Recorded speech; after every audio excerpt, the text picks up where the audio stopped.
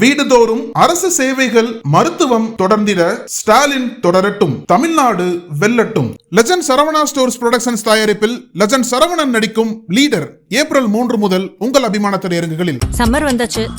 What's your plan for this holiday? எங்க கிட்ட விட்டுருங்க, நாங்க பாத்துக்கிறோம்.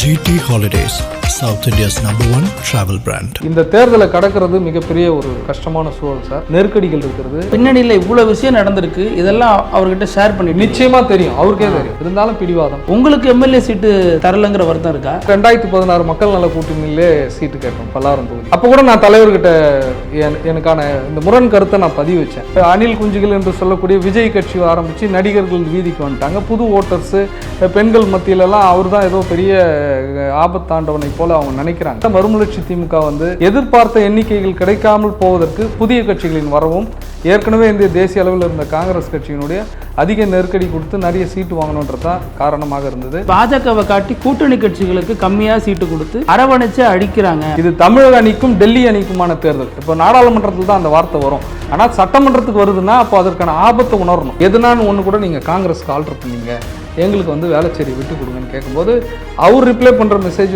ராகுல் காந்தி இந்த முறை திமுகவுக்கு வாக்களிக்க கூடாது, நம்மளை சுருட்ட பார்க்குது திமுக. டெல்லியினுடைய அழுத்தம், அந்த அழுத்தத்தின் காரணமாக அங்கே காங்கிரஸ் தொடர்றாங்க. அதுக்கான காரணத்தையும் சொல்லிடுறேன். நக்கீரன் நேர்களுக்கு வணக்கம். நம்முடன் இன்று இணைந்திருக்கும் சிறப்பு விருந்தினர் மதிமுகவின் செங்கல்பட்டு வடக்கு மாவட்ட செயலாளர் திரு மாவை மகேந்திரன். வணக்கம்ண்ணா. வணக்கம். சமீப நாட்களுக்கு முன்னாடி உங்கள் மதிமுக அவைத்தலைவர் ஆடிட்டர் அர்ஜுன்ராஜ் நாங்கள் அந்த கூட்டணியில் சிரித்து கொண்டே அழுகிறோம் அப்படிங்கிற மாதிரி ஒரு ஸ்டேட்மெண்ட் சொல்லியிருந்தார். இப்போ எல்லாம் நார்மல் ஆகிடுச்சா? இப்போ வெறும் புன்னகையோடு மட்டும்தான் இருக்கீங்களா? எப்படி போகுது கூட்டணி? முதலில் மக்கள் தலைவர் ஐயா வைகோ அவர்களை வணங்கி, அந்த ஸ்டேட்மெண்ட் கொடுத்தது அவருடைய தனிப்பட்ட ஸ்டேட்மெண்ட் அல்ல. அந்த செய்தியானது ஒட்டுமொத்த தமிழகத்தில் இருக்கக்கூடிய மறுமலர்ச்சி திமுகவின் தொண்டர்களின் உணர்வும் அவர்களுடைய எண்ணங்களின் பிரதிபலிப்பு தான். அரசியல் கட்சி என்றாலே ஒரு ஆட்சி பீடத்தில் அமர்வதற்கான ஒரு தொடக்கமாக தான் எல்லா அரசியல் கட்சிகளும் துவங்கப்படுகின்றன. அந்த நோக்கத்தில் தான் மறுமலர்ச்சி திமுகவும் துவங்கப்பட்டது. ஆனால் 32 ஆண்டு காலத்தில் சற்று சளைத்து போய் இன்றைய தினம் எங்களுக்கு குறைந்த அளவில் எண்ணிக்கையில் அந்த தொகுதி பங்கிட்டு கொடுத்தது எல்லோருக்கும் ஒரு மன வருத்தம் இருக்கிறது. இருந்தாலும் கூட திராவிட முன்னேற்ற கழகத்தினுடைய ஆட்சி இந்த கடந்த 5 ஆண்டுகளில் ஒரு சிறப்பான ஒரு ஆட்சி, மக்கள் ஏற்றுக்கொண்ட ஆட்சி, பெண்களுக்கான ஆட்சி, சனாதன சக்திகளுக்கு ஒரு எதிர்ப்பு தெரிவிக்கிற இந்தியாவிலே ஒரு மாபெரும் ஒரு தலைவராக அண்ணன் தளபதி ஸ்டாலின் அவர்கள் பார்க்கப்படுகிறார். அவருக்கு எந்த விதத்திலும் நெருக்கடி கொடுக்கக்கூடாது என்ற காரணத்தினால்தான் மக்கள் தலைவர் ஐயா வைகோ அவர்களும் இன்றைய தினம் அந்த 4 எண்ணிக்கையிலான இடஒதுக்கீடு அந்த எம்எல்ஏ சீட்டுக்கான எண்ணிக்கைக்கு கையொப்பமிட்டிருக்கிறார். இல்லைண்ணே, அது புரிஞ்சுக்க முடியுது. அவர் எந்த நெருக்கடியும் கொடுக்கல. அவர் தொடர்ந்து சொன்ன ஸ்டேட்மெண்ட்டே நாங்கள் இந்த ஆட்சிக்கு பாதுகாப்பாக இருப்போம், நாங்கள் ஆட்சியில் பங்கு அதிகாரத்தில் பங்கு இந்த கோஷம்லாம் எழுந்து சர்ச்சையாகிறப்ப கூட நான் அதெல்லாம் கேட்க மாட்டேன் அப்படின்னு தான் சொல்லியிருந்தார். இப்போ அதுவே பலகீனமாக போயிடுச்சோ, பாயுள்ள புள்ள பிழைக்குங்கிற மாதிரி இவங்க இன்னும் நெருக்கடி கொடுக்காம விட்டுட்டாங்க அப்படிங்கிற ஒரு விமர்சனம் கட்சிக்குள்ளே இருக்குல்ல, அது பார்க்குறீங்க? நெருக்கடி என்று பார்த்தா நெருக்கடின்றது கூட்டணி கட்சிக்கு பேச்சுவார்த்தை குழு அமைக்கிறாங்க. எல்லா கட்சிக்கும் குழு அமைச்சாங்க, எங்கள் கட்சியிலையும் குழு அமைச்சிருக்காங்க. எங்களுக்கு விருப்பமான ஒரு 12-13 தொகுதிகள் நாங்கள் கண்டிப்பாக பெற வேண்டும் என்ற நோக்கத்தில் தான் அந்த குழுவும் அவங்க பட்டியலை கொடுத்துருக்காங்க. ஆனால் திமுகவினுடைய நெருக்கடி இன்று புதிய கட்சிகளின் வரவு, தேமுதிக வந்துட்டாங்க, காங்கிரஸும் நெருக்கடி கொடுத்து, காங்கிரஸோட குழப்பினால் இன்ன வரைக்கும் காங்கிரஸ் வேட்பாளர் பட்டியல் அறிவிக்கலை. அப்போ அவங்க தமிழகத்தில் ஒரு தலைமையும் அவர்களுடைய தலைமை டெல்லியில் இருக்கிறதால ஒரு குழப்ப நிலையிலே இருக்கிறது. இந்த சூழலில் மறுமலர்ச்சி திமுக எதிர்பார்த்த எண்ணிக்கைகள் கிடைக்காமல் போவதற்கு புதிய கட்சிகளின் வரவும், ஏற்கனவே இந்த தேசிய அளவில் இருந்த காங்கிரஸ் கட்சியினுடைய அதிக நெருக்கடி கொடுத்து நிறைய சீட்டு வாங்கணுன்றது தான் காரணமாக இருந்தது. இதில் கொஞ்சம் விட்டு கொடுத்து போயிருக்கோம். விட்டு கொடுத்தவர்கள் கெட்டு போவதில்லை என்றது போல எங்கள் தொண்டர்கள், நான் உட்பட எல்லோருக்கும் வருத்தம் தான். இருந்தாலும் கூட தலைவர் அவர்கள் எடுத்த முடிவு, இந்த தேர்தலில் மட்டும், இந்த தேர்தல் 2 மிகப்பெரிய சித்தாந்தங்களுக்கான தேர்தல். ஒன்று திராவிட சித்தாந்தம், இன்னொன்று இந்த RSS கொள்கை, சனாதன சித்தாந்தம். இன்றைக்கி எடப்பாடி அடிமை அரசு பார்த்திங்கன்னா மொத்தமே அவங்கக்கிட்ட கேட்டு முடிவு செய்கிற இடத்துல இன்றைக்கி NDA கூட்டணின்ற இடத்துல போயிட்டாங்க. அது மட்டும் இல்லாமல் இன்றைக்கி அணில் குஞ்சுகள் என்று சொல்லக்கூடிய விஜய் கட்சி ஆரம்பித்து நடிகர்கள் வீதிக்கு வந்துட்டாங்க. புது ஓட்டர்ஸு, பெண்கள் மத்தியிலெல்லாம் அவர் தான் ஏதோ பெரிய ஆபத்தாண்டவனை போல் அவங்க நினைக்கிறாங்க. இந்த சூழலில் இந்த 5 ஆண்டில் திராவிட முன்னேற்ற கழக ஆட்சி வராமல் போனால் மிகப்பெரிய ஆபத்து தமிழகத்தை நோக்கி வர இருக்கிறது. அது வந்து எல்லா ஊடகத்தில் இருக்கக்கூடிய நண்பர்களுக்கும் தெரியும், தெளிவு பெற்ற அரசியல் சிந்தனை படைத்தவர்கள் அனைவருக்கும் தெரியும். அந்த சூழலில் நாம் வந்து கட்சியை காப்பாற்றணுமா நாட்டை காப்பாற்றணுமா, எங்கள் சின்னவர் துரை வைகோ அவர்கள் கூட எங்களுடைய ஆட்சி மன்ற குழு அரசியல் உயர்நிலை குழு கூட்டம் முடிந்தவனால கீழே வந்து பத்திரிகையாளர்களை கேட்கும்பொழுது கட்சி முக்கியமா நாடு முக்கியமா என்பது நாடு தான் முக்கியம் அப்படின்னு சொல்லியிருக்கிறாரு. முதல் நம்மளுடைய நாட்டுக்கான ஆபத்தை காப்பாற்றுவதற்கான ஒரு நல்ல தொடக்கத்தை தான் இன்றைய தினம் நாங்கள் வைத்திருக்கிறோம். அதனால் நாங்கள் விழ விழ எழுகிற சக்தி மதிமுக உண்டு. திமுக வந்து பாஜகவை காட்டி எப்படி தமிழ்நாட்டில் ஆட்சியை பிடிச்சிச்சோ அதே மாதிரி பாஜகவை காட்டி கூட்டணி கட்சிகளுக்கு கம்மியாக சீட்டு கொடுத்து அரவணைச்சு அடிக்கிறாங்க அப்படிங்கிற விமர்சனமும் கடந்த தேர்தலை விட திமுகவே குறைந்த சீட்டில் தான் நிற்கிறாங்க. இப்போ ஒரு 5 இடங்கள் அவங்க கூட குறைச்சினாங்க. ஒரு விட்டு கொடுக்குற இடத்துலையும் அரவணைக்கிற இடத்துலையும் கூட்டணி கட்சிகள் இருக்கணும். இன்னொன்று திராவிட முன்னேற்ற கழகத்தினுடைய மூத்த தலைவர்களில் இன்று இருக்கக்கூடிய தலைவர் ஐயா வைகோ அவர்கள் தான். அவரே சொல்லியிருக்கிறார், திமுகவுக்கும் மதிமுகவுக்கும் கொள்கைகள் ஒன்றாக தான் இருக்கும். இப்போ கம்யூனிஸ்ட்டுக்கு அவங்களுக்கு தொழிலாளர் கொள்கை இருக்கும், விவசாயிகள் கொள்கை இருக்கும். அது மாதிரி தலித் அமைப்பு இருக்கக்கூடிய விடுதலை சிறுத்தைகளுக்கு அவங்களுக்கு ஒரு சித்தாந்தம் இருக்கும். காங்கிரஸுக்கு வேறொரு சித்தாந்தம் இருக்கும். முரண்பட்டு இருந்தாலும் கூட நாங்கள் இருக்கும்பொழுது அப்போ திமுகவான நெருக்கடி வருகிற பொழுது நான் அன்னைக்கு சொன்ன வார்த்தை தான் இன்றைக்கும் சொல்கிறேன். தலைவருக்கு கலைஞர் அவர்களுக்கு என்ன வாக்குறுதி கொடுத்தோனோ தம்பி ஸ்டாலினோடு நான் இருந்து தம்பி ஸ்டாலின் அவர்களை உரிய இடத்தில் அமர வைப்பதற்கு என்னுடைய உழைப்பும் என்னுடைய கட்சியினுடைய அனைத்து தொண்டர்கள் உழைப்பும் இருக்கும்னு சொன்னார். அதை நிறைவேற்றியிருக்கிறார். நீங்கள் 2026 தேர்தலை வந்து சாதாரண தேர்தலாக தயவு செய்து பார்க்காதீங்க. இது திமுக அதிமுக கூட்டணி, இவங்க 2 பேர் அமரணும் ஆட்சி செய்யணுன்றதை தாண்டி தலைவர் முதல்வர் ஸ்டாலின் அவர்களே சொல்லியிருக்காங்க. என்ன சொல்லியிருக்காங்க, இது தமிழக அணிக்கும் டெல்லி அணிக்குமான தேர்தல். இப்போ நாடாளுமன்றத்தில் தான் அந்த வார்த்தை வரும். ஆனால் சட்டமன்றத்துக்கு வருதுன்னா அப்போ அதற்கான ஆபத்தை உணரணும். ஆபத்தை உணராமல் நம்ம வந்து அவசரப்பட்டு நான் மட்டும்தான் ஜெயிக்கணும், நான் மட்டும்தான் 10 சீட்டு ஜெயிக்கணும்னு சொல்கிற எண்ணத்தில் இருந்தோம்னா அது வீழ்ச்சிக்கான துவக்கமாக ஆரம்பித்தோம். இல்லை, எனவே தான் 4 தொகுதிகள் உள்ஒதுக்கீடு மதிமுக செய்யப்படுது அப்படிங்கிறப்ப அதை வந்து பொதுச் செயலாளர் வெளில வந்து அறிவிக்கிறாரு, மகிழ்ச்சியோடு இருக்கிறேன், மகிழ்ச்சியோடு அந்த அறிவிப்பை வெளியிடுறேன் அப்படிங்கிறார். அடுத்தடுத்து கொஞ்ச நாளில் எந்தெந்த இடங்களில் வந்து மதிமுக நிற்க போகுதுங்கிற அந்த உள்ளுக்குள்ளே ஒரு ஆலோசனை நடந்துட்டு திமுக அறிவாலயத்திலேருந்து வெளில வரும்பொழுது ஆடிட்டர் அர்ஜுன்ராஜ் வேறு ஒரு ஸ்டேட்மெண்ட் சொல்றாரு, நாங்கள் வந்து சிரித்து கொண்டே அழுகிறோம்னு. உண்மை. இடைப்பட்ட காலத்தில் கடந்த தேர்தல் 6 இடத்துல இருந்தோம், 4 செயலாளர் மகிழ்ச்சியோட இருக்குங்கிறாரு. அவைத் தலைவர் வேற ஒரு ஸ்டேட்மெண்ட் சொல்றாரு. பொதுச் செயலாளர் கட்சியின் தலைவருங்க, எல்லாத்தையும் பார்க்கணும். கட்சியும் காம்ப்ரமைஸ் பண்ணோம், கூட்டணி கட்சிக்கும் முறையான முறையில் அவங்க கூட சீட் ஷேரிங்கில் இருக்கணும். அடுத்து வரக்கூடிய எதிர்கால தலைமுறையை காப்பாற்றுறதுக்கு என்ன செய்யணுமோ அது பண்ணுவாங்க. அவைத்தலைவர் தான் எங்களுடைய தொண்டர்களோட உணர்வுகளை பிரதிபலித்தான் நம்ம ஆரம்பத்திலே சொன்னேன். எல்லோருக்கும் அந்த கஷ்டம் இருக்குது. இப்போ நான் எங்களுக்கு தகுதி இல்லையா, நான் கூட என்ன எம்எல்ஏ சீட்டுக்கு ஆசைப்படலாம். அதனால் எங்கள் கட்சி 4 சீட் வாங்கியிருக்காங்க. அந்த 4 சீட்டில் யாரை நிற்க வைக்கிறதுன்றது தமிழகத்தில் எங்களுக்கு 64 மாவட்டத்துலேயும் எல்லா மாவட்ட செயலாளர்களும் வலுவாக தான் இருக்கும். தலைமையில் மாநில நிர்வாகிகள் இருக்கிறாங்க. ஏற்கனவே சட்டமன்ற உறுப்பினர் 4 பேர் வெற்றி பெற்றிருக்காங்க. இப்போ இந்த 4 சீட்டை யாருக்கு கொடுப்பது, இதெல்லாம் தான் அவைத்தலைவரோட வார்த்தைகளில் வந்தது. அழுது கொண்டே சிரிக்கிறோம், இதை நாங்கள் யாருக்கு எடுத்து போய் கொடுக்க போகிறோம் இந்த 4 சீட்டு அப்படின்ற எண்ணங்கள் அந்த இதில் தான் சொன்னாருங்கண்டி. திமுக எங்களை பழிவாங்கி விட்டது என்று அந்த எண்ண நோக்கத்தோடு அவைத்தலைவர் அவர்கள் அது தெளிவுபடுத்தலை. இந்த 4 வச்சு நாங்கள் யாரை திருப்திப்படுத்த போகிறோம், அதுக்கான வார்த்தை தான் அழுது கொண்டே சிரிக்கிறோம் என்ற அந்த வார்த்தை. தேமுதிக மாதிரியான புதிய கட்சிகளோட வரவு தான் மதிமுகவுக்கு சீட்டு குறைய காரணமாக இருந்துச்சுன்னு ஒரு விஷயம்லாம் பேசப்பட்டுச்சு. இப்போ அதெல்லாம் சரியாகி களத்தில் தொண்டர்கள் வந்து ஜெல் ஆகிட்டாங்களா? இப்போ தேர்தலை நோக்கி நடக்கிறப்ப அது பிரச்சனையாக மாறுமா? நிச்சயமாக நீங்கள் கேட்குற கேள்விக்கான பதில், நேற்று எங்களுடைய காஞ்சிபுரம் செங்கல்பட்டு மாவட்டத்தின் 6 சட்டமன்ற தொகுதி வேட்பாளருக்கான அறிமுகம் கூட்டம் நடைபெற்றது. அண்ணன் அன்பரசன் தலைமையில் ஆர் ராசா மாநில துணை பொதுச் செயலர் தான் வந்து அறிமுகம் செய்தார்.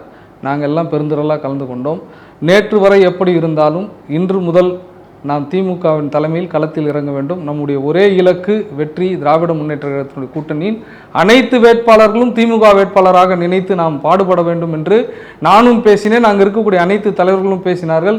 இன்றைய தினம் மாலை கூட தாம்பரம் சட்டமன்றம், பல்லாவரம் சட்டமன்ற வேட்பாளர்கள் எங்கள் மறுமலர்ச்சி திமுகவின் தோழர்களை சந்திக்க வருகிறார்கள். நாளை பிரேமலதா விஜயகாந்த் அவர்கள் பிரச்சாரத்தை ஆரம்பிக்கிறாங்க. தொடர்ந்து எங்களுக்கு ஷெட்யூல் போட்டு எங்களுடைய திமுக தலைமையிலான தலைவர்கள் கொடுத்து விட்டார்கள். நாங்கள் வந்து தேர்தல் வருகிற வரையிலும் அதில் எங்களுக்கான மனசில் வேண்டுதல் இல்லை கஷ்டங்கள் எல்லாம் இருக்கும். என்னைக்கு களத்துக்கு வந்துட்டோமோ அதில் திமுகவுக்கு இணையாக உழைக்கிற தோழர்கள் தமிழ்நாடு பூராக மதிமுக தோழர்கள் இருக்காங்க. எண்ணிக்கையில் குறைவாக இருந்தாலும் எண்ணங்களை உயர்வாக வைத்துக்கொண்டு போராடுகிற களப்பணியாளர்கள் தான் மறுமலர்ச்சி திமுக தோழர்கள். அதில் எந்த மாற்று கருத்தும் கிடையாது. நிறைய பேர் வந்து ஃபேஸ்புக் உள்ளிட்ட சோஷியல் மீடியாவில் என்ன எழுதுகிறாங்க, மதிமுகவில் வைகோ படமோ அல்லது துரை வைகோ படமோ வைத்து கொண்டு இருப்பாங்க, சில விஷயங்கள் பகிர்றாங்க. அதில் பெரும்பாலும் சொல்கிறது இந்த முறை திமுகவுக்கு வாக்களிக்கக்கூடாது, நம்மளை வந்து சுருட்ட பார்க்குது திமுக அப்படிங்கிற விமர்சனம் வருது. அது ஃபேக் ஐடியா உண்மையான ஐடியாங்கிறத தாண்டி இந்த கருத்து வந்து உருவாக்கப்படுது. இது எப்படி பார்க்குறீங்க? உண்மையான மறுமலர்ச்சி திமுக தோழன் எந்த காலத்திலும் கழகத்துக்கு துரோகம் விளைவிக்க மாட்டார். இன்னொன்று பார்த்தீங்கன்னா, இப்போ இந்த வலைதளம் வந்ததுக்கப்புறம் ஒரு 4 சுவத்துக்குள்ளே உட்காந்துட்டு ஒரு கம்ப்யூட்டர் ரூமில் வேலைக்கு போகிற ஒரு ஐடியில் வேலை பார்ப்பார். அவருக்கு ஒரு டீ டைம் கிடைக்கும், இல்லை அவருக்கு லஞ்ச் டைம் கிடைக்கும். அப்போ ஏதாவது ஒரு பதிவு போட்டு அவரோட வேலைக்கு போயிடுவார். நாங்கள்லாம் தெருவுக்கு போகிறோம், செருப்பு தேய நடக்கிறோம். எங்கள் கட்சிக்காரன் அழுக்கு வேஷ்டி கட்டிகிட்டு இருப்பான், அவனுக்கு பெரிய பொருளாதாரம் இருக்காது, அவ்வளோ கஷ்டப்பட்டோம். ஒட்டிய வயிறு இருப்பான். நாங்கள் பல கூட்டம் ஒட்டிய வயிறு, கிழிந்த வேட்டி, தேய்ந்து போன செருப்பு, இப்படி கூட மறுமலர்ச்சி திமுக இருப்பான். தலையில் கூட எண்ணெய் வைக்க முடியாது, அப்படி ஒரு நிலைமை இருப்பான். ஆனாலும் ஒரு காலத்திலும் தலைவர் வைகோவையும் அண்ணன் துரை வைகோவையும் விட்டு கொடுக்க மாட்டாங்க. எல்லோரும் வந்து முழுமையாக ஏற்றுக்கொண்டு உழைப்பாங்க. இது வந்து தலைவர் வைகோவின் உண்மை தொண்டர்கள். ஆனால் கம்ப்யூட்டரில் உட்காந்து போடுறவங்க, செல்லில் உட்காந்து போடுறவங்க, பொழுதுபோக்குக்கு ஏதாவது ஒன்று அவங்கள பொறுத்த வரைக்கும் ஏதாவது ஒரு செய்தி போட்டுட்டு அதில் வந்து எத்தனை லைக் வருது, எவ்வளோ கமெண்ட் வருது, அதில் வந்து குளிர் காயிற ஆட்கள் தானே கண்டி.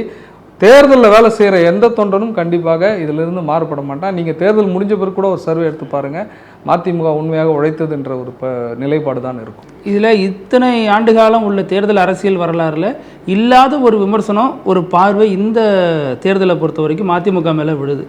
இது வரைக்கும் மதிமுக திராவிட கட்சி அப்படிம்பாங்க. நீங்களே பார்த்துருப்பீங்க, சமூக வலைத்தளங்களாக இருக்கட்டும், ஊடகங்களாக இருக்கட்டும், அதில் பேசுகிறவங்க அது வந்து ஒரு சமூக கட்சி, அதனால தான் தேமுதிகவுக்கு அதிகமாக கொடுத்துட்டு இந்த சமூகத்தை சேர்ந்த கட்சிக்கு குறைவாக கொடுக்குறாங்க அப்படின்னு சொல்லி ஒரு விமர்சனத்தை முன்வைக்கிறாங்க. பொதுச் செயலாளர் சார்ந்திருக்கிற சமூகத்தை வச்சு அவங்க அந்த கணக்கீடுகள் பண்ணுறாங்க. இதை முதல்ல எப்படி பார்க்குறீங்க? அது தவறான குற்றச்சாட்டு. இப்போ எங்கள் தலைவரே தெலுங்கர் என்று பல விமர்சனம் பண்ணுறாங்க, பிரேமலதா விஜயகாந்தையும் தெலுங்கர் என்று விமர்சனம் பண்ணுறாங்க. அப்போ 2 பேரும் தெலுங்கர் தானே, அவங்களுக்கு 10 இவங்களுக்கு 4 என்ற எந்த அடிப்படையில்? விஜயகாந்தை பொறுத்த வரைக்கும் அவர் வந்து மறைந்து விட்டார், மக்கள் மனதில் நீங்கா இடம் பெற்றிருக்கிறார். அந்த கட்சி வந்து கிட்டத்தட்ட முதலில் விஜயகாந்த் அவர்கள் மட்டும் ஜெயிச்சார். அதுக்கு அடுத்த தேர்தலில் அதிமுக கூட்டணியில் எதிர்கட்சி அந்தஸ்து வந்தாங்க. மக்கள் நல கூட்டணியில் 2016 தேர்தலில் எங்கள் தலைவர் உட்பட கம்யூனிஸ்ட் கட்சிகள், விடுதலை சிறுத்தைகள் அனைவரும் சேர்ந்து முதலமைச்சர் வேட்பாளராக விஜயகாந்தை நிறுத்தினாங்க. அப்போ அந்த தகுதி அடிப்படையில் அந்த கட்சி ஒரு உயர்வான இடத்துல இருக்குது. இந்த கூட்டணியில் பார்த்திங்கன்னா இது ஒரு வெற்றி பெறுகிற பொழுது யார் யாரெல்லாம் வெளியில் போகிறாங்க எல்லாரையும் அணைச்சி நம்ம ஒன்றாக்கி அதை வெற்றியை மட்டும்தான் இலக்குன்றது திமுகவுடைய அந்த நோக்கத்தில் பிரேமலதா விஜயகாந்த் அவர்களும் அவங்க தலைமையில் இருக்கிற தேமுதிகவும் நம்மோடு வந்தால் நமக்கான வெற்றி வந்து இன்னும் உறுதி செய்யப்படும் என்ற எண்ணத்தில் அடிப்படையில் கூட்டிருக்காங்க. அவங்க ஒரு எதிர்கட்சி தலைவராக அந்தஸ்தில் இருந்தவங்க, அதனால் அந்த உரிய முறையில் முதல் தடவை வந்திருக்கிறாங்க. அந்த இடத்துல வந்து விட்டு கொடுத்து தலைவர் அவர்களும் இருக்கிறாரு. சமூக பார்வையில் அந்த ஜாதிய ரீதியாக பார்க்கறது வந்து நிச்சயமாக கூடாது. ஏன்னா ஜாதிய ரீதியான கட்சிகள் இது கிடையாது. இப்போ பார்த்தீங்கன்னா எங்களது 4 வேட்பாளரில் ஒருத்தர் கூட எங்கள் தலைவர் சமூகத்தை சார்ந்தவர்கள் கிடையாது, மாற்று சமூகம் தான். 4 வேட்பாளர்லையும் வேறு சமூகங்கள் இருக்கிறாங்க. எனவே சமூக ரீதியான ஒரு முத்திரம் குத்துறது, ஜாதிய ரீதியான முத்திரம் குத்துறது அவங்க வந்து அவங்க அரிப்புக்கு அவங்க சொரிஞ்சிக்கிற மாதிரி. அது இப்போ விசிகா பொறுத்த வரைக்கும் அந்த அதன் தலைவர் திருமாவளவன் இப்போது எம்எல்ஏ தேர்தலில் போட்டிடுறாரு, எம்பி ரிசைன் பண்ணிட்டு இங்கே வந்து இப்போ போட்டிடுறாரு அப்படிங்கிறாங்க. வெற்றி பெற்ற பிறகு ரிசைன் பண்ணுறாரு ஆனால் சொல்கிறாங்க, இப்படி ஒரு விவாதம் போயிட்டுருக்கு. இதில் இன்னொரு பக்கம் பார்த்தோம் அப்படின்னா மதிமுக பொதுச் செயலாளர் இந்த தேர்தலில் நான் போட்டியிட மாட்டேன் அப்படிங்கிறாரு. இது என்ன ஸ்ட்ராட்டஜி? அப்போ தலைவர் வந்து நீண்ட காலமாக நாடாளுமன்றத்தில் பணியாற்றியவர். திராவிட முன்னேற்ற கழகத்தினுடைய தலைவர் டாக்டர் கலைஞர் அவர்களால் 1978 நாடாளுமன்றத்துக்கு அனுப்பினார். எத்தனையோ பிரதமர்களை பார்த்தவர். மிகப்பெரிய அளவில் அவருடைய வாதங்கள் வந்து நாடாளுமன்ற சுவர்களை எதிரொலிக்கக்கூடிய அளவில் இருந்தது. கடைசியாக கூட இப்போ மோடியை எதிர்த்து அவர் பேசுகிற போது கட்டாய இந்தியை வெட்டி புதைப்போம் அப்படின்னு சொல்லிட்டு ஒரு உணர்ச்சிகரமான பேச்சோடு தான் அவருடைய அந்த நாடாளுமன்ற பயணம் முடிந்தது. 82 வயது தலைவர், மிகப்பெரிய அளவில் வந்து தமிழ்நாட்டில் பேசக்கூடிய தலைவர். அடுத்த தலைமுறைக்கான வாய்ப்பு கொடுக்க வேண்டும் என்று இருக்கார். இப்போ போய் சட்டசபையில் அவர் தலைவர்ன்றதால போய் உட்காரதை காட்டலாம், அடுத்த தலைமுறை நம்ம கட்சியிலேருந்து உள்ள ஒருத்தர் போனோம், அவங்க பேசணும் அப்படின்ற எண்ணத்தின் அடிப்படையில் தான் இருக்கிறார். ஆனால் விடுதலை சிறுத்தைகள் கட்சி தலைவரை பொறுத்தவரையிலும் அவர் வந்து நாடாளுமன்றமாக இருக்கட்டும், ஏற்கனவே சட்டமன்றத்தில் இருந்திருக்கிறாரு. அவரும் அந்த ஒடுக்கப்பட்ட மக்களின் குரலாகவும் சமூக நீதிக்கான குரலாகவும் நம்ம ஒலிக்க வேண்டும். நாடாளுமன்றத்தில் என்ன பேசியும் பிரயோஜனம் இல்லை. யார் வேணாலும் எம்பியாக போய் உட்காரலாம். இன்றைக்கி அங்கே வந்து யாரும் காது கொடுத்து கேட்பதற்கு இல்லை, ஏன்னா மெஜாரிட்டி பிஜேபி இருக்கிறாங்க. ஆனால் இந்த சட்டமன்றத்துக்கு அடுத்து இந்த பிஜேபியினால் வரக்கூடிய அச்சுறுத்தல், பிஜேபியின் அடிமையாக இருக்கக்கூடிய நம்முடைய எடப்பாடியினால் வரக்கூடிய அச்சுறுத்தல்லாம் இருக்குது. இதெல்லாம் எதிர்கொள்ள வேண்டுமானால் முதல்வருக்கு துணையாக நாமும் அந்த சட்டமன்றத்தில் இருக்க வேண்டும் என்ற ஒரு நல்ல ஒரு உயரிய சிந்தனையில் தான் அவர் வந்திருக்கிறாரு. எங்கள் தலைவர் கூட பாராட்டியிருக்காரு. இளம் தலைவர் துரை வைகோ அவர்களும் அவரை கட்டி அணைத்து ஆற தழுவி கடந்த 2 தினங்களுக்கு முன் பாராட்டினார். நல்ல முடிவு எடுத்திருக்கிறீர்கள் என்று சொன்னார்கள். இல்லை அதுக்கு விசிக தலைவர் சொல்கிற காரணம் என்னென்னா 2026 மிகப்பெரிய ஒரு அந்த தேர்தலுக்கு பிறகு அசாதாரணமான சூழ்நிலை ஏற்படும், அதற்காக நான் இந்த எம்எல்ஏ தேர்தலில் நிற்கிறேன் அப்படிங்கிற மாதிரி அவர் ஒரு விஷயத்தை முன்வைக்கிறார். அதுவும் இல்லாமல் அதில் இன்னொரு விமர்சனம் என்ன சொல்லப்படுதுன்னா, எலெக்ஷனுக்கு அப்புறம் தொங்கு சட்டமன்றம் அமையலாம், இவங்களோட தேவை ஏற்படலாம், அமைச்சராகலாம், அந்த காரணமும் இருக்குது அப்படிங்கிற மாதிரியான விமர்சனம் சொல்லப்படுது. அப்போ இந்த மாதிரியான நேரத்தில் மதிமுக பொதுச் செயலாளரும் உள்ளே வரும்பொழுது இன்னும் ஒரு கட்சியை பலப்படுத்துறதுக்கான முக்கியத்துவம் வாய்ந்த ஒரு சூழ்நிலை அமையுங்கிறப்ப அதை ஏன் மிஸ் பண்ணுறாருங்கிற பார்வை இருக்குல்ல? அவர் தெளிவாக இருக்கார். அது 4 பேர் போகிறாங்க, 4 பேர் வெற்றி பெற்றா எங்கள் பூமிநாதன் சீனியரு, திமு ராஜேந்திரன் கடைநல்லர் இருக்கார், ஒரு துணை பொதுச் செயலாளர், நல்ல அறிவாற்றல் பெற்ற செந்தில் செல்வன்ற ஒரு வேட்பாளர் வழக்கறிஞருக்காங்க, மொடக்குறிச்சியில் அன்பிற்கினியானன் செந்தில்நாதன் நிற்கிறாங்க. இதில் யாராவது ஒருத்தருக்கு அந்த மாதிரி ஒரு வாய்ப்பு வந்தால் அந்த வாய்ப்பு அவர் வாங்கி கொடுப்பார். ஏற்கனவே நாடாளுமன்றத்தில் வெற்றி பெற்ற போது இவருக்கு வாஜ்பாய் மந்திரி பதவி கொடுக்கும்பொழுதே இவர் வேணான்னு சொல்லிட்டு செஞ்சி ராமச்சந்திரனும் கண்ணப்பனுக்கும் வழங்கியவர். இதெல்லாம் வரலாறு, முந்தைய வரலாறு இருக்குது. எனவே எங்கள் தலைவரை பொறுத்த வரைக்கும் ஆட்சிப்பிடத்தில் அமர்வதை காட்டிலும் போராட்ட களத்தில் வீதிக்கு வருவது தான் பெரிய உயர்வான்னு நினைக்கிறார். அவர் போராட்ட களத்தில் இருக்கணும், மக்களோடு மக்களாக இருக்கணும். ஸ்டெர்லைட்டுக்கு போராடினது போல் இன்றைக்கி சீமக்கருவேலை இவ்வளோ தேர்தல் பேசுகிற நேரத்தில் சீமக்கருவேலைக்கு அற்புதமான தீர்ப்பை வாங்கி கொண்டு வந்திருக்கிறார். அது நிலத்தடி நீரை உறிஞ்சும் மக்களுடைய அந்த வாழ்வாதார பிரச்சனையாக இருக்கும். எனவே அந்த சீமக்கருவேலை மரங்களை எடுக்கணும்னு ஒரு உயரிய ஜட்ஜ்மெண்ட்டை வாங்கியிருக்கிறார். எங்கள் தலைவருடைய பார்வை குறுகிய பார்வை இல்லை, பரந்த பார்வையாக இருக்கிறது, பருந்து பார்வையாகவும் இருக்கிறது. அவருடைய நோக்கமெல்லாம் தமிழகத்தின் நலன் நலன் நலன் மட்டும்தான். ஒரு புறம் உங்களை மாதிரி தீவிரமான ஆதரவாளர்கள் களத்தில் செயல்பட்டு இருக்கீங்க, இன்னொரு புறம் எங்களுக்கு சீட்டு தரலை அப்படிங்கிற அதிருப்தியும் அதிமுகவில் ஓடிட்டு இருக்கு. தென் சென்னையில் கழகக்குமார் பெரிய ஒரு 100 பேரோட கூண்டோட ராஜினாமா பண்ணுறதாக அறிவிச்சிருக்காரு. அந்த அறிவிப்பு அதிமுகவுக்கு நெருக்கடி கொடுக்கறதாகவும் தகவல்கள் வருது. அதை எப்படி பார்க்குறீங்க? அண்ணன் கழகக்குமார் அவர்கள் எங்கள் கட்சியில் நீண்டதொரு பயணம். தலைவர் மீது ரொம்ப பாசம் கொண்டவர். இன்னும் கேட்டிங்கன்னா தலைவர் வைகோ அவர்கள் அவர் ஒரு மகன் மாதிரி பாதிப்பார். நாங்களாம் மாவட்ட செயலாளர்களாக இருக்கிறோம், நாங்களாம் 2வது படியில் இருக்கிறோம்னா அவர் 10வது படியில் இருப்பார். என் கட்சியோட நிலவரத்தில் சொல்கிறேன். அந்தளவுக்கு நெருக்கம். அனைத்து விஷயத்துலேயும் தன்னுடைய மகனை எப்படி பார்ப்பாரோ அது மாதிரி தான் எங்கள் தலைவர் பார்த்துருக்காரு. அவர் வேளச்சேரி சீட்டு கேட்குறாரு. வேளச்சேரி சீட்டு கேட்குறது பட்டியலில் முதல்ல மதுரை தெற்கு இருக்குது, 2வது இடத்துல வேளச்சேரி இருக்குது. ஒரு ஆர்டர் படி இப்போ ஒரு 13 சீட்டு எழுதுகிறாங்களா, அதில் 2வது வேளச்சேரி இருக்குது. வேளச்சேரிக்கு பெற வேண்டும் என்பது தலைவருடைய நோக்கம். ஆனால் வேளச்சேரியில் சிட்டிங் காங்கிரஸ். திமுக தலைமையில் இருக்கவங்க கூட இன்றைக்கி அந்த சீட்டை வாங்க முடியல. ஏன்னா காங்கிரஸ் ஏற்கனவே இருந்த 25 தொகுதிகளை அப்படியே ரீட்டைன் பண்ணிட்டாங்க. மேலும் 3 தொகுதி, இப்போ சங்கரன் கோயில் இந்த மாதிரி தொகுதிகள்லாம் 3 தொகுதிகளும் வாங்கிட்டாங்க. அப்போது காங்கிரஸ் ஒரு பிரச்சனையாக இருக்கிறாங்க, அழுத்தம் கொடுக்குறாங்கன்னும் போது திமுக தலைமை அவங்க கேட்ட தொகுதிகளில் இது பண்ண முடியும். அண்ணன் செல்வ பெருந்தைக்கு கூட எழும்பூர் கேட்டதாக கேள்விப்பட்டேன். ஆனால் எழும்பூர் நாங்கள் தர முடியாதுன்னுட்டாங்க. ஒரு காங்கிரஸ் கட்சியினுடைய தலைவர் அண்ணன் செல்வ பெருந்தகை ஸ்ரீபெரும்புதூரில் நான் சார்ந்திருக்கிற மாவட்டத்தில் தான் அந்த தொகுதியும் வருது.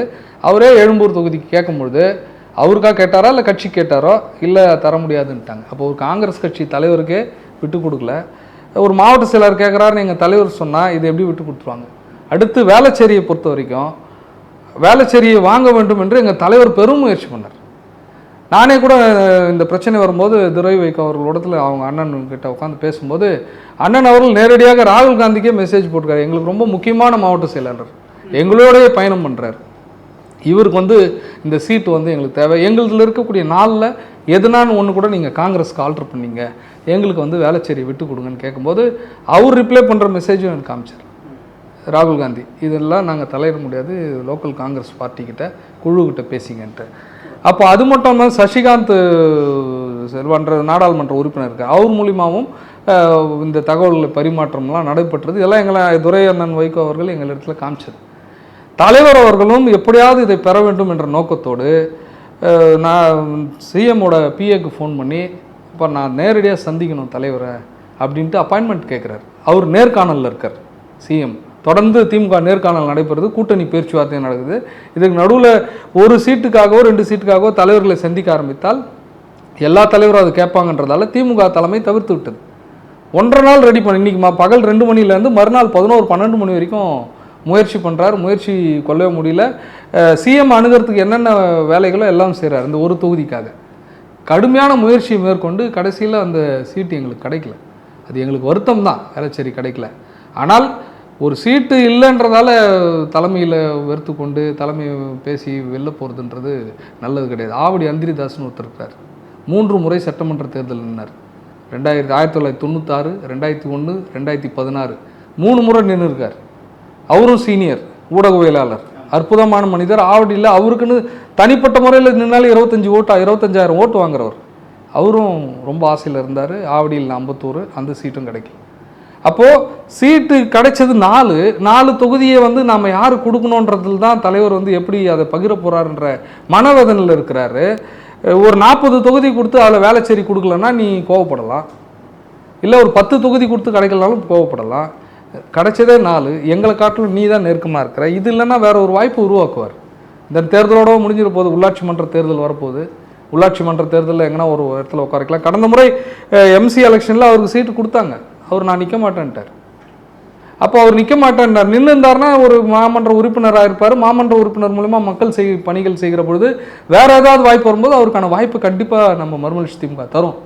ஏன்னா அந்த இடத்துல அவர் இருக்கார். ஆனால் அவர் என்ன சொல்கிறாருன்னா, 2021 தேர்தலிலே தலைவர் எனக்கு அஷூரன்ஸ் கொடுத்தாரு, இந்த தேர்தலில் தர முடியல, தப்பு பண்ணிவிட்டு வர 2026 கண்டிப்பாக அவங்களுக்கு தரேன்னு சொன்னார். 6 மாதத்துக்கு முன்னாடி கூட தரேன்னு சொன்னார். ஆனாலும் தராதனால தான் அந்த முடிவு நோக்கி நகர வேண்டியது. 2021 தேர்தல் பொறுத்த வரைக்கும் அப்பயும் 6 சீட்டு தான் எங்களுக்கு. இவர் வந்து முறையாக தேர்தலுக்கு முன்னாடி அப்ரோச் பண்ணும். ஒரு தலைமை அணுகிறது வந்து தேர்தலுக்கு முன்னாடியே எனக்கு இந்த மாதிரி சீட்டு கொடுங்க போகணுன்னு. இப்போ 6 சட்டமன்ற தொகுதியில் வந்து வருது. அந்த 6 சட்டமன்ற தொகுதியில் ஒட்டுமொத்த சென்னை மண்டலத்தின் சார்பில் அன்று துணை பூசலாக இருந்தாங்க. அதனால் அவருக்கு முக்கியத்துவம், சீனியர் மதுராந்தகத்தை கொடுத்துட்டாங்க. அப்போது இந்த பக்கத்துக்கு ஒரு தொகுதி தான் போது முக்கியத்துவத்தின் அடிப்படையில் அப்படி போயிருக்குது.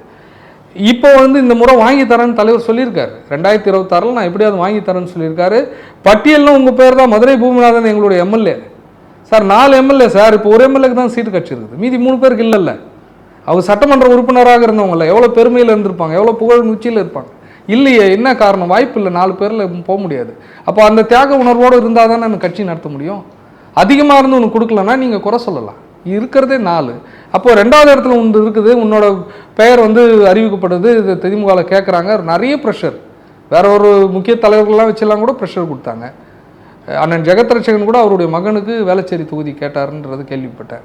அவர் வந்து திமுகவுக்கு அவ்வளோ நெருக்கமாக இருக்கார், அவ்வளோ தூரம் உதவிகரமாக இருக்கார். அவருடைய மகனுக்கு அவரால் வாங்கி தர முடியல. அண்ணன் மா சுப்பிரமணியம் அவர்கள் சொல்கிறாங்க, எங்கள் தலைமைக்கு நாங்கள் அணுகி பேசும்போது சொல்கிறாங்க, எங்களுக்கு வந்து காங்கிரஸ் வந்து அங்கே கொஞ்சம் வீக்காக இருக்குது, இந்த முறை எங்களுக்கு திமுக கிடைச்சா நல்லாயிருக்கும், நாங்களே முயற்சி பண்ணுறோம். கழகுமாருக்கு நீங்கள் கேட்டால் சந்தோஷம், சூரியன் சின்னம் தான் நிற்க போகிறாரு, நாங்கள்லாம் சந்தோஷமாக வேலை பார்ப்போம், வெற்றி பெறுவதற்கு வாய்ப்பாக இருக்கும்னு சொல்லிட்டு அண்ணன் மா சுப்பிரமணியம் அவர்களே சொல்கிறாங்க. யார்? எங்கள் இளம் தலைவர் துரை வைகோ அவர்களிடத்துல சொல்கிறாங்க. அப்போ எல்லாரோட நோக்கமும் வந்து திமுக தலைமையில் சூரியன் சின்னத்தில் அங்கே யாருன்னா நிற்கணும். அது திமுகவும் மதிமுகவும் இருக்கலாம். இருந்தாலும் கூட டெல்லியினுடைய அழுத்தம், அந்த அழுத்தத்தின் காரணமாக அங்கே வந்து காங்கிரஸுக்கு தொடர்றாங்க. அதுக்கான காரணத்தையும் சொல்லிடுறேன்.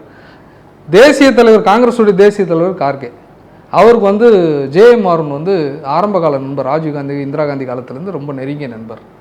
ஹசன் அலி மௌலானா அங்கே எம்எல்ஏவாக இருக்கார் வேளச்சேரியில். இந்த முறை அவரே கூட சீட் இல்லைனாலும் பரவாயில்லன்ற நிலைமையில் அவரே பேசியிருக்கார் பல பேர்கிட்ட. அதெல்லாம் உண்மை. அப்படி இருக்க பட்சத்தில் கூட்டணியில் அவருக்கு ஒரு ஆளுக்காவது எனக்கு சீட்டு என் பையனுக்கு இருக்கணும்னு சொல்கிறதுக்காக ஜேஎம்ஆர்என் அவர்கள் வலியுறுத்தியதாக ஒரு தகவல். அதன் மூலமாக கார்கே அவர்கள் கேட்டுக்கொண்ட பட்டியல் படி வேளச்சேரி மட்டும் எங்களுக்கு விட்டு கொடுத்துடணும், வேறு யாருக்கும் விடக்கூடாதுன்னு சொல்லிட்டு அவங்க கேட்டுக்கொண்டாங்க. தேசிய தலைவரே கேட்குற பொழுது அது திமுக மறுக்க முடியாது. திமுகவும் முயற்சி பண்ணுறாங்க, நாங்களும் முயற்சி பண்ணுறோம். இதுக்கு நடுவில் இவ்வளோ விஷயங்கள் நடக்கும்பொழுது அந்த தொகுதி மாறுபோகுது. எங்களுடைய கேள்வி என்னன்னா, அண்ணன் கழகுமார் அவர்கள் வேளச்சேரியை மட்டும் மையப்படுத்தாமல் இன்னொரு தொகுதியும் ஒரு ஆல்டர்னேட் கொடுத்துருக்கணும். திருப்பூர் கொடுத்துருக்கலாம், செங்கல்பட்டு கொடுத்துருக்கலாம், எங்கள் ஊரில் பல்லாவரம் கூட கேட்டிருக்கலாம். அவர் இன்றைக்கி பல்லாவரம் கூட்டணிக்கு தான் போயிருக்கு, வந்திருந்தால் நாங்கள் கூட நிற்க வச்சு ஜெயிச்சிருப்போம். அப்போ ஒரே தொகுதி தான் வேணுன்ற அடம் பிடிக்கிற அளவுக்கு நம்ம கட்சி நிலைமை தெரியணுங்க. நம்ம கட்சி நிலைமை தெரியும். நம்ம அங்கே கேட்டு கொடுத்துன்னு அவ்வளோ பயப்படுற இடத்துலையே திமுக இருக்குது. மதிமுகலாம் நம்ம தோற்று போடுவோன்றதுலேயே இருக்குது. நம்மளும் சேர்ந்து அந்த படகை பயணிக்கிற ஒரு மிகப்பெரிய ஒரு இதுவாக நம்மளும் களம் செலுத்துகிற ஒரு ஆளாக தான் தலைவர் இருக்கிறார். இன்றைக்கி தலைவரோட இமேஜ் தான் இன்றைக்கி தமிழ்நாட்டிலே அந்த கூட்டணியில் இருக்கக்கூடிய மூத்த தலைவர் வைகோ அவர்கள் தான். ஐயா இல்ல இப்ப நல்ல பின்னணியில இவ்வளவு விஷயம் நடந்திருக்கு, இதெல்லாம் அவர்கிட்ட ஷேர் பண்ணிட்டு நிச்சயமா தெரியும், அவருக்கே தெரியும், ஓஹோ அவருக்கே தெரியும். இருந்தாலும் பிடிவாதம் எப்படியாவது வாங்கணும்னு. நாங்கள்லாம் கூட மாவட்ட செயலாளர் கூட்டத்தில் கடந்த ஒரு வாரத்துக்கு முன்னாடி மாவட்ட செயலாளர் கூட்டம் நடந்தது. மாவட்ட செயலாளர் கூட்டத்தில் நானே ஒலிபெருக்கி முன்னால் தலைவரிடத்தில் நானே கோரிக்கை வச்சேன். எங்கள் மண்டலத்துக்கு ஒரு சீட்டு கூட இல்லை. மண்டலம்னா சென்னை, காஞ்சிபுரம், திருவள்ளூர், செங்கல்பட்டு இதெல்லாம் சேர்த்து ஒரு சீட்டு கூட இல்லை. நீங்களும் உடல் கொஞ்சம் தளர்ந்துருக்கிறீங்க. துரானனும் நாடாளுமன்ற உறுப்பினருக்காக திருச்சி, டெல்லி பயணம் வராரு. ஒரு எம்எல்ஏ எங்கள் பகுதியில் இருந்தால் நல்லது கெட்டது வாழ்வு துக்கம் எல்லாத்துக்கும் ஒரு எம்எல்ஏ இருந்தால் நாங்கள் முன்னிலைப்படுத்தி கட்சி நடத்துவோம். குறைந்தபட்சம் கழகுமாரனுக்காவது நீங்கள் சீட்டு வாங்கி கொடுத்துருக்கணும், இல்லையா ஆவடி அந்திதாஸ்க்காவது சீட்டு வாங்கி கொடுத்துருக்கணும். இப்படிலாம் நான் நேரடியாக பேசுகிறோமே, யாருக்கும் ஒளிவு மறைவில்லை. அவருக்கே கூட கழகுமார் ஒன்றும் பகையால் இல்லையே. நான் தான் சொல்லிட்டேன், புள்ள மாதிரின்னு சொல்லிட்டேன். அப்போ கழகுமாரனுக்கான எல்லா தேவையும் தலைவர் கூட இருக்கும்போது கழகுமாருக்கு எல்லாமே அவருக்கு தெரியாமல் அணுவும் அசையாது, கட்சியில் அணுவும் அசையாது. அந்த அளவுக்கு அவர் நெருக்கம். நாங்கள்லாம் கூட வெளியில் இருந்தால் கூட அவர் தலைவர் ரூமில் தான் இருப்பார். தலைவர் அப்பா மாதிரி பார்த்துப்பார். நான் அவர் குறையே சொல்ல மாட்டேன், எல்லாமே இருந்தது. அவருக்கான தேவைக்கு நியாயமானது. கொடுக்குற இடத்துல நமக்கு கூடுதல் தொகுதிகள் இல்லை மாற்று ஏற்பாடாவது நீங்கள் வேறு 2 தொகுதி கொடுத்துருக்கணும். Choice sir. ஒரு திருமணத்துக்கு தேதி பார்க்க போகிறோம், மண்டபத்துக்கு ஐயர்கிட்ட 4-5 தேதி முகூர்த்தத்துக்கு குறித்து எடுத்துன்னு போவாங்க. ஏன்னா இந்த தேதி கிடைக்கலாம், இந்த தேதி சார். அது ஒரு குடும்பத்தில் நடக்கிற விஷயம், உதாரணமாக சொல்கிறேன். அப்போ கட்சின்னும் போது நீ சீட்டு கேட்குறேன்னா ஒரே சீட்டுக்கான அடிப்படையில் நம்மளோட ஒர்க் அங்கேனா இருக்குது, அதெல்லாம் பார்க்கணும்ல. ஒரு 2 சீட்டு 3 சீட்டு எனக்கு இதில் எதனா ஒன்று வாங்கி கொடுங்கன்னா நிச்சயமாக அதுக்கான முயற்சி நடந்துடும். இப்போ மதிமுகவுக்கு தொகுதி குறைச்சி கொடுக்கப்பட்டிருந்தாலும் நீங்கள் சொல்கிற மாதிரி வரவிருக்கக்கூடிய லோக்கல் பாடி எலெக்ஷனில் வந்து அதிகமான இடங்களில் பகிர்ந்து தரதா திமுக சொல்லியிருக்கு அப்படிங்கிற தகவல்லாம் வருது. அதெல்லாம் உண்மையா சார்? அவங்க அந்த 4 அறை அந்த சோற்றுக்குள்ளே பேசின விஷயங்கள் ரகசியமாக இருக்கும், அதெல்லாம் வெளியே சொல்ல மாட்டாங்க. என்ன பேசப்பட்டதுன்றதெல்லாம் வெளியே தெரியாது. சில இடங்களில் மேயர் தர்றாங்க, அந்த மாதிரியான பேச்சுவார்த்தை. தளபதி அவர்கள் நீங்கள் இந்த முறை இது வாங்கிக்கிங்க, கூட்டணி கட்சிக்கெலாம் உள்ளாட்சி மன்றத்தில் நடக்கும்போது கூடுதல் இடங்கள் சில இடத்துல மேயர், மண்டல தலைவர், இந்த மாதிரிலாம் ஊராட்சி மன்ற தலைவர்லாம் தரேன்னு சொல்லியிருக்காங்க. இந்த தேர்தலை கடக்கிறது மிகப்பெரிய ஒரு கஷ்டமான சூழல் சார். நெருக்கடிகள் இருக்கிறது. பொருளாதார ரீதியாகவும் அதிகார ரீதியாகவும் திமுகவை ஆதிக்கம் செலுத்துவது, திமுக அழிக்க வேண்டும் என்ற நோக்கத்தோடு பண்ணுறாங்க. இந்த தேர்தலில் யாருமே விலகி போயிடக்கூடாதுன்னு தான் கம்யூனிஸ்ட் ஒரு சீட்டு குறைச்சிக்கினாங்க, நாங்கள் 2 குறைச்சிக்கணும். மனிதநேயம் இந்திய யூனியன் முஸ்லீம் லீக் ஒரு சீட்டு குறைச்சிட்டாங்க. ஒரு 13 சீட்டு அவங்களுக்கு 15 சீட்டு எக்ஸ்ட்ரா தேவைப்படுது. 10 சீட்டு தேமுதிகக்கு, விடுதலை சிறுத்தைக்கு 2, காங்கிரஸுக்கு 3, 15. அது இல்லாமல் புதுசாக வந்த கட்சிகளுக்கு. இப்போ இது எல்லாத்தையும் பண்ணணும் போது சார் அட்ஜஸ்ட் பண்ணுறோன்றது வேற. ஒரு அப்பா வீட்டில் இருந்தாருன்னு வச்சுங்களேன், தான் பிள்ளைங்களுக்கு என்னென்ன பண்ணணும் எல்லாம் பண்ணிவிட்டு சாப்பிடாம கூட பசியோடு படுப்பார் ஒரு குடும்ப தலைவருக்கு. ஆனால் அன்றைக்கி பசியோடு இருந்தாலும் அந்த பிள்ளைங்க நல்லா இருக்கணுன்ற எண்ணம் தான். அந்த இடத்துல தான் எங்களுடைய தலைவர் இன்றைக்கி நாம் கஷ்டத்தோடு இருந்தாலும் இந்த கூட்டணி வந்து ஜெயிப்பதற்கு ஒரு தந்தை ஸ்தானத்தில் இருந்து டாக்டர் கலைஞர் அவர்கள் இல்லை, அவர் வழிநடத்துகிற திராவிட முன்னேற்றத்தின் தலைவர் அன்பது தலைவர் அண்ணன் ஸ்டாலின் அவர்களை தம்பியாக ஏற்றுக்கொண்டு அவருக்கு எந்த நெருக்கடியும் கொடுக்காதுன்ற ஒரே ஒரு அட்ஜஸ்ட்மெண்ட்டு தான். ஏன் எங்களுக்கு ஆசை இல்லையா? எங்களுக்கு வந்து நாங்கள் 10 இடத்துல நிற்கணுன்ற விருப்பம் இல்லையா? எல்லாமே இருக்கிறது. இல்லை, அதான் என்னுடைய கேள்வியாக இருக்குது. இப்போ நீங்கள் வந்து செங்கல்பட்டில் மாவட்ட செயலாளர் இருக்கீங்க, மதிமுகவில் முக்கிய முகமாக இருக்கீங்க, ஊடகங்களில் பேசக்கூடிய நபராக இருக்கீங்க. உங்களுக்கு எம்எல்ஏ சீட்டு தரலைங்கிற வருத்தம் இருக்கா? என்னை காட்டும் நான் வந்து 2016 மக்கள் நல கூட்டணியிலே சீட்டு கேட்டோம் பல்லாவரம் தொகுதிக்கு. அப்போ எங்கள் தலைவர் வீரலட்சுமி என்ற சகோதரி கொடுத்தாங்க. நாங்கள் உடன் இருந்து உழைச்சோம், பொருளாதாரம் செலவு பண்ணோம், எல்லாம் பண்ணோம். கட்சி விட்டு போயிட்டாங்க. அப்போ கூட நான் தலைவர்கிட்ட எனக்கான இந்த முரண் கருத்தை நான் பதிவு வச்சேன். ஐயா, இந்த மாதிரி கொடுத்துட்டீங்க, அவங்க ஜெயிச்சுட்டு இருந்தாங்கன்னா சந்தோஷம், தோத்துட்டு போயிட்டாங்க அவங்க வேறு கட்சி, அந்த இடத்துல எனக்கோ இல்லை மற்ற யாராவது மதிமுக தோழர்கள் கொடுத்துருந்தா கூட ஒருவேளை நாங்கள் தோற்று போயிருந்தாலும் வெற்றி பெற்றிருந்தாலும் கட்சி வளர்ந்துருக்கும். அப்போ எங்களுக்கு அந்த வாய்ப்பு இல்லை. இப்போ கூட பல்லாவரத்துக்கு எங்களுக்கு கேட்டுருந்தோம், அந்த பட்டியலில் எங்களுக்கு இடம் பெற்றுதா இல்லையான்றது தலைமைக்கு தான் தெரியும். ஆனால் அங்கே இன்னைக்கு கூட்டணிக்கு தான் கொடுத்துருக்காங்க. எங்கள் ஊருக்காரங்களே நீ சீட்டு வாங்கக்கூடாதான்னு கேட்குறாங்க. இவ்வளோ நாள் 10 வருஷமாக திமுக கூட இருக்கியே, ஏற்கனவே 2016 சீட்டு கேட்டேன்னு கேட்குறாங்க. இதெல்லாம் ஆசை இருக்குது, எனக்கு வந்து ஆசை இருக்குது. ஆனால் தலைமையோட கட்டுப்பட்டில் தலைமைக்கு இருக்கக்கூடிய நெருக்கடி புரிஞ்சுன்னு இந்த முறையெல்லாம் நமக்கு அடுத்த முறை வாய்ப்பு வரும். அந்த நம்பிக்கையில் நாங்கள் பயணம் பண்ணிகிட்ருக்கோம். வாய்ப்பே இல்லைனாலும் வைகோ கூட கடைசி வரைக்கும் உயிருள்ள வரையிலும் அவரோட பயணிப்போம். அந்த நோக்கத்தோடு தான் 32 ஆண்டு காலம் இருக்கும். இன்றைக்கி 17 வயசில் தலைவரோடு வந்தேன், இன்றைக்கி 50 வயதில் உட்காந்துருக்கிறேன். இன்னும் 20 வருடங்கள் ஆனாலும் சரி தலைவரோடு தான் இருப்போம், இளம் தலைவரோடு தான் இருப்போம். இந்த நோக்கத்தில் தான் எங்களுக்கு இருக்குது. அதே எண்ணத்தில் தான் அண்ணன் கழகுமார் இருக்கிறாருன்னு நினச்சோம். அவர் இவ்வளோ ஆசையோடு இருந்து கடைசியில் விரக்தியில் ஆவார்ன்றது எதிர்பார்க்கவே இல்லை. அவருக்கு உண்மையிலே ஒரு வேண்டுகோள், நீங்கள் மீண்டும் தலைவரோடு இணைந்து பயணிக்க வேண்டும். இது அன்பான வேண்டுகோள். நீங்கள் உயர் இடத்துல இருக்கிறீங்க, தமிழகத்தில் எல்லோருக்கும் தெரிந்த ஒரு முகமாக இருக்கிறீங்க. தலைவரோட உடல் நலன் கருதி, நம் இயக்கத்தின் வலு கருதி நீங்கள் இணைந்து பயணிக்க வேண்டும். அப்பொழுதுதான் நம்மளுக்கு இத்தனை நாள் நம்ம பழகினதுக்கான அடையாளமாக இருக்கும். ஒரே ஒரு சீட்டு விஷயத்தில் நீங்கள் வெளியே போகிறது அதை உங்களை சுயநலவாதியாக தான் காட்டுகிறதை தவிர உங்களை ஒரு பொதுநலவாதியாக நிச்சயமாக காட்டவில்லை. ரொம்ப நன்றிண்ணே, பல முக்கியமான விஷயங்களை பகிர்ந்துக்கிட்டீங்க. உங்கள் நேரத்துக்கு ரொம்ப நன்றி. நன்றி. நக்கீரன் டிவிக்கு சப்ஸ்கிரைப் செய்யுங்கள். உங்கள் ஆதரவே எங்கள் பலம். ஆசிரியர்களுக்கு நண்பனாகவும் மாணவர்களுக்கு ஆசானாகவும் திகழும் தேர்வு வழிகாட்டி. ஒவ்வொரு பாடத்திற்கும் அனுபவமிக்க ஆசிரியர்களின் துல்லியமான தெளிவான விடைகள். CNC இருக்கு, தேர்வு பயம் எதற்கு? இது தீரன் பப்ளிஷிங் ஹவுஸ் விற்பனை வெளியீடு.